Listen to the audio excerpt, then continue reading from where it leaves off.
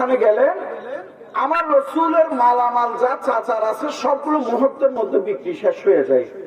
আমার রসুল বলছেন যে আমার বানাইতে এত, আমার এত টাকা খরচ হয়েছে, আমি এত টাকা বিক্রি করতেছি, ভালো লাগলে নেন, নাইলে নিয়ে না। অনেক ব্যবসায়ীরা অনেক কথা বলে না, কিন্তু আমার রসুল ওইটারও ধার ধারে নাই।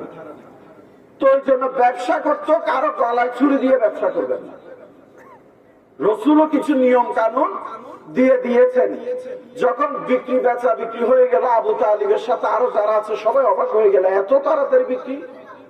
কারণ আল্লাহর নবী মুহাম্মদ রাসূলুল্লাহ যেখানে থাকবে, আল্লাহর রহমত সবচাইতে ওখানে বেশি থাকবে। এবার আসেন, আমার রসুল যখন আরবে গেলেন, ওইখানে ব্যবসা করতে গেলেন, ওইখানে খ্রিস্টানদের একজন বড় পাদ্রী, তিনি জানেন তাদের কিতাবের মধ্যে লেখা আছে যে শেষ নবী একজন মুহাম্মদ রাসূলুল্লাহ সাল্লাল্লাহু আলাইহি ওয়াসাল্লাম এই দুনিয়াতে আসবেন।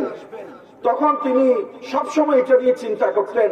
তিনি ছাদে গিয়ে দেখতেছেন আরবের ব্যবসায়ীরা যখন এসেছে, সেখানে বড় একটা মেঘ দাঁড়িয়ে আছে।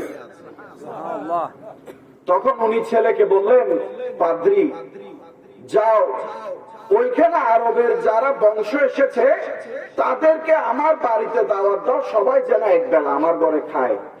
ওনার মূল উদ্দেশ্য হলো যে ওই নবী যে আসবে বলছে, ওইটার সিরত এই মানুষগুলোর মধ্যে কারো মাঝে পাওয়া যায় কিনা সেইটা পরীক্ষা করার জন্য তিনি বলেছেন।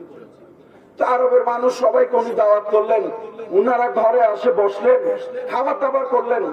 ওনার কাছে কেমন যেন একটু বেচাইনি মনে হচ্ছে, যে আমি যাকে খুঁজছি উনি এখানে আসেন নাই। উনি তাড়াতাড়ি ঘরের ছাদে গিয়ে দেখতেছেন যে মেঘটা আমার ঘরের উপরে আসছে কিনা। দেখতেছে ওই মেঘ আমার ঘরের উপর আসে নাই, তাহলে শেষ নবী মুহাম্মদ রাসূলুল্লাহ আমার ঘরে আসে না, এখনো এখানে আছে। তখন উনি চিন্তা করতে লাগলো এবং ছেলেকে বললো, এবং আরবি যারা আছেন ওনাদেরকে বলতে লাগলেন যে আমি সবাইকে দাওয়াত দিয়েছি, আপনারা কি কাউকে ফেলে এসেছেন?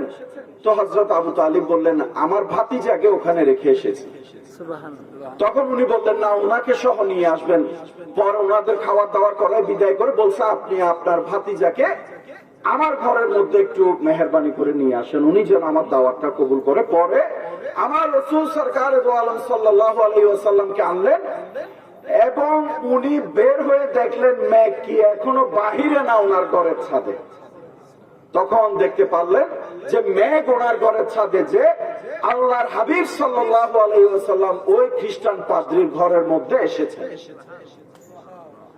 যখন এসেছেন আমার রসুলকে, তিনি তখনকার পাদ্রী মানে এটা আরবের মধ্যে উনি অনেক বড় কিছু খ্রিস্টানদের জন্য।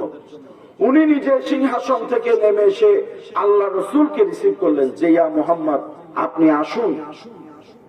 একজন এত বড় ধর্মের ক্ষমতাধর হয়ে উনি নিজের গদি আসন ছেড়ে আল্লাহ রসুলের মহব্বতে ওনাকে রিসিভ করতেছেন। তাহলে তখনকার ভিন্ন ধর্মের মানুষও আমার রসুলকে ভালোবাসতেন। এখনকার এমন কিছু মোল্লা মুন্সি হয়েছে যারা আমার রসুলকে ভালোবাসতে পারে না। তাহলে ওই ঈমান কোন কাজে আসবে? আপনার কাজে আসবে? আমার রসুল তো ওই রসুল প্রত্যেকটা কিছুতে, সমস্ত কিছুতে যখনই আল্লাহ জিজ্ঞেস করেছেন, আমার রসুল বলতেছেন শুধু আমার উম্মত গুনাহগার, আমার উম্মত গুনাহগার। এত হাজার বছর আগে আমার রসুল এসেছেন, কিন্তু এখনো পর্যন্ত আমরা যারা এখানে আছি আমাদের জন্য চিন্তা করে করে আল্লাহকে বারবার বলেছে আমাদেরকে যেন মাফ করেন আল্লাহ।